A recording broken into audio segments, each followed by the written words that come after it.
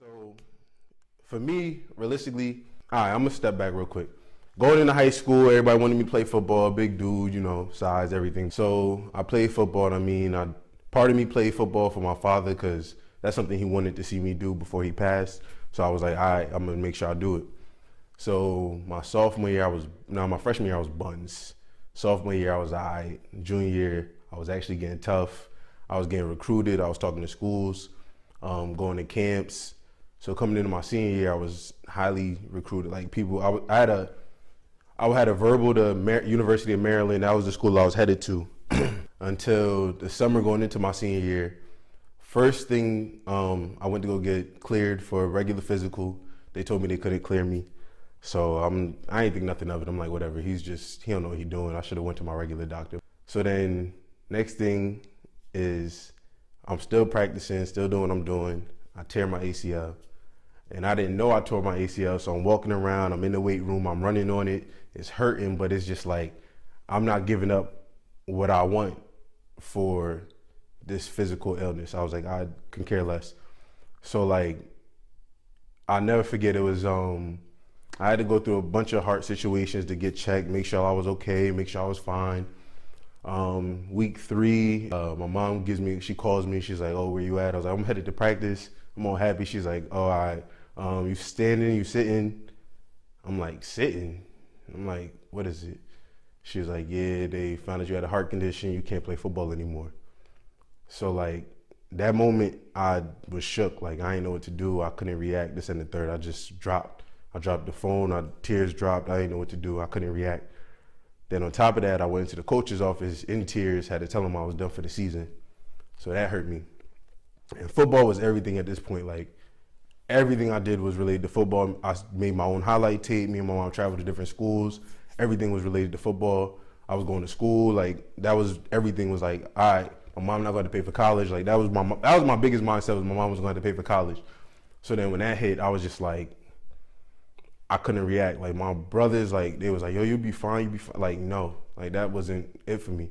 So like for me, I was in pain.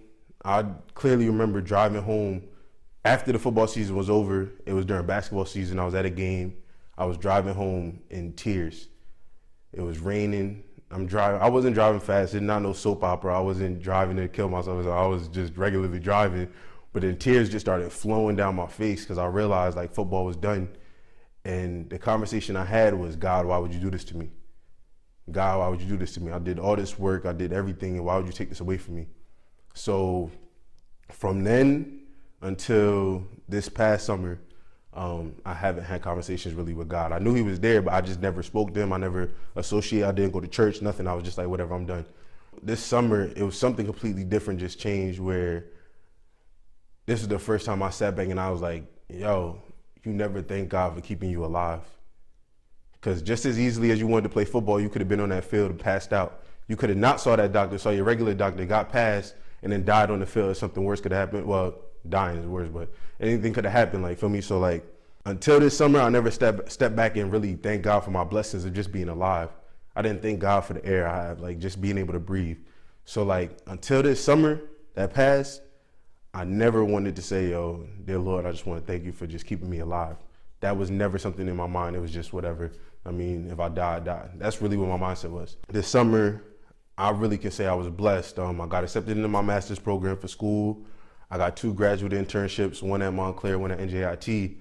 And the one at NJIT was a blessing itself because the first 2 people I interviewed with, I hated the job. Like the first person, I didn't hate the job, but it was the first person was just, the person I was supposed to interview with wasn't there, wasn't the right fit. The second one I went to go interview with, the lady was on maternity leave, so she wasn't gonna be there, so I couldn't get the position. Like even if I had the position, I pretty much would have been in charge, and I just wasn't ready for that. I wanted to get experience. So then time's ticking, I'm just like, wow, I didn't get any internship at NJIT, and then I get a call, and I'm just like, I get an email, and I'm just like, all right, bet, let me go into this interview. First thing I say in this interview, she's like, how you doing? I was like, I'm blessed. She was like, whew, that's what I like to hear. Whole interview, she never looked at my resume, never spoke to nothing about the interview. It went from, okay, if you get this job, you'll be doing this, to, yeah, let me find out when you start. And I'm like, oh, God really blessed me with this opportunity.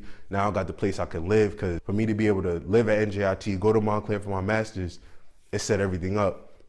So now it's like I had to really step back and start thanking God. I got connected with my three brothers, Al, Mike, and Reggie, and they just helped me along the way, especially going to church, speaking to God more.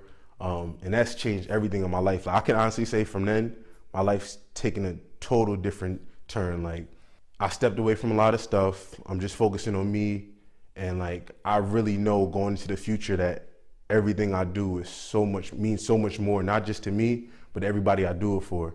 I volunteer coach. That's not for me. That's for the kids. I do it for the kids.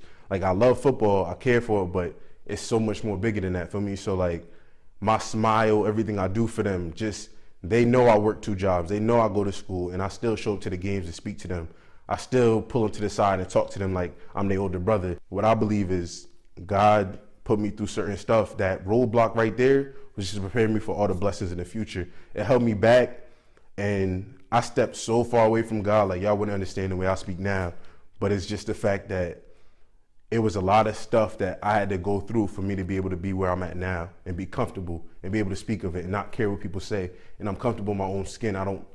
It's just, that situation changed my life so much, because my plans was never go community college. My plans was never to go to a different school. It's just that that's the way life happened. And then everything built me up. Like, my grades was better from going to community college. I helped more people out. I spent more time with people. Everything was just so much more. So, I mean, I can honestly say right now, standing, everything I'm doing now is thanks to God. And that's why I'm here.